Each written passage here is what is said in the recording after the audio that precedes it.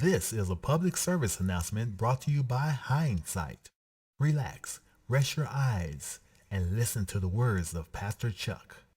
God said the show of their countenance does witness against them.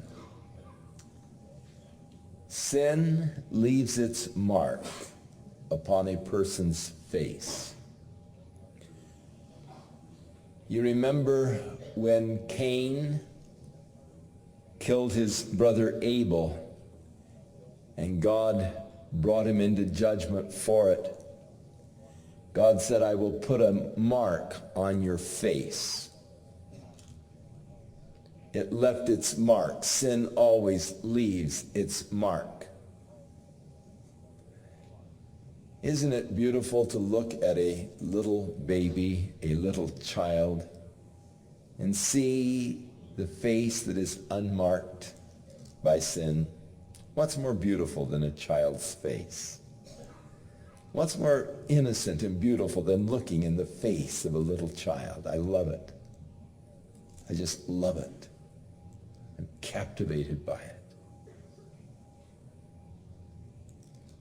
But unfortunately, by the time they reach their teenage years, if they are living a life of sin,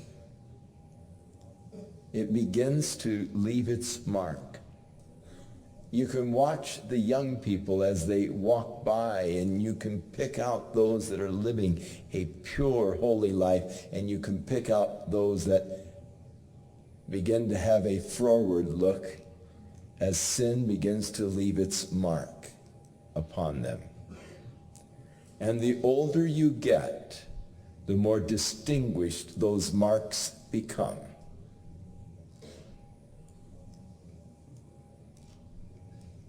And you can look in the face of a derelict, and no one has to say, he's a derelict. He doesn't have to hang a sign around him that says, I'm a derelict.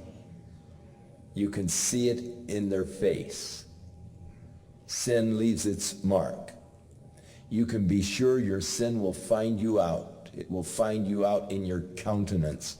And God says that their countenance, the show of their countenance, does witness against them. And they declare their sin as Sodom, and they hide it not. They used to say that they were closet homosexuals. That is, they were rightfully embarrassed and ashamed by that kind of activity, and thus they tried to hide it. Now they are seeking to display it proudly, arrogantly, declaring it, parading down the streets, holding up signs, demonstrating, advocating. And what used to be a shame, hidden in the closet, is now done in open. It used to be for a woman to drink was considered so socially unacceptable that if they drank, they would only drink within the privacy of their home. Closet drinkers. But that has all changed. It's become the glamorous thing. Hollywood has helped to make it so. The same was true of a woman smoking a cigarette. It used to be only the prostitutes and the totally loose women would smoke in public. Then Hollywood came along and made it a very glamorous thing. And smoking by women became an open kind of a thing. But that's what God is talking about. Rather than being embarrassed or ashamed because of their sin, they began to flaunt their sin before others. As Sodom, they didn't seek to hide it. the men of Sodom were beating on the door of Lot's house and saying, "Send out those 2 men that came into your house that we might sodomize them." The whole city, the men of the city were there gathered at Lot's door. They were brazen, they were open. They were members of ACT UP.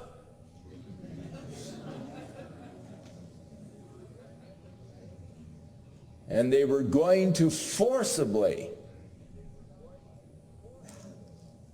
sodomize the angels of God that had come to judge the city and to bring God's judgment upon it. And so God said, "Woe unto their soul,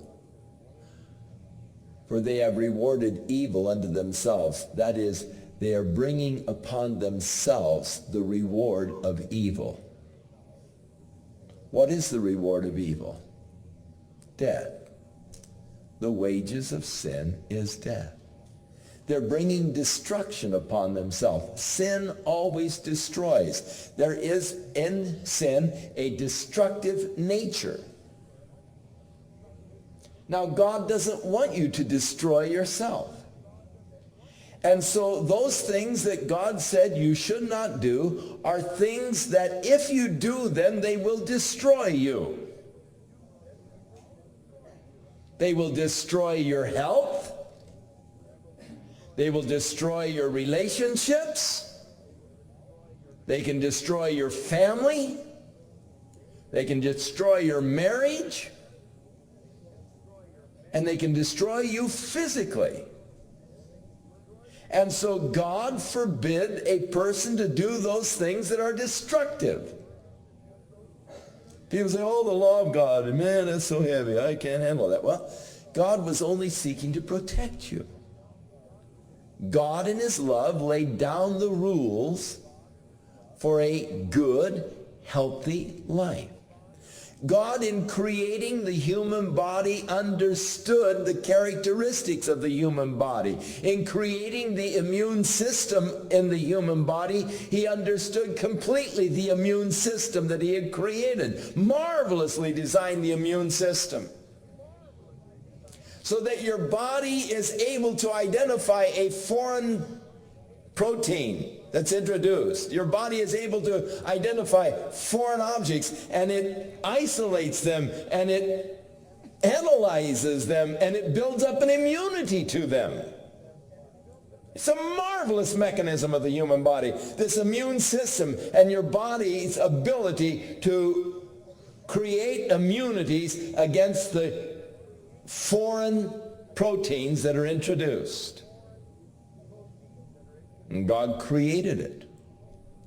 But God, in creating it, knew that there were limitations to the immune system's ability to function. And when the male sperm is introduced into a body, it is a foreign protein. And the body creates an immunity to it. Now, within a monogamous marriage, your body creates the immunities to each other, so that there is no real danger from the sex act. But if you're involved, as homosexuals often are, with multiple partners in an evening, night after night, all of this foreign protein that is being introduced into the body, the immune system, because all of it is different in its makeup, the immune system has to start building up defenses against all of it, each one separately. And what happens is that you overwork the immune system begins to break down, and that's exactly what AIDS is, the breakdown of the immune system of the body. It is the natural consequence of that kind of activity, and God knew it, and that's why God said you shouldn't do it. It was to preserve you. And when God made us with the capacities of reproduction, he intended that these be used for the purpose of the replenishing of the earth, or the perpetuation of the human race. But we have changed the natural use of the body into unnatural uses, and as Paul said, you begin to suffer the consequences of those actions. You receive the reward, which is meat, or which is inevitable to those actions. So here, same thing is being declared. They are receiving the reward of the evil that they have committed themselves. Evil has its own consequences. You have been listening to Pastor Chuck. This public service announcement has been brought to you by Hindsight. If you found it helpful, please like, subscribe, and comment if you wish. We at Hindsight says, thank you for your time.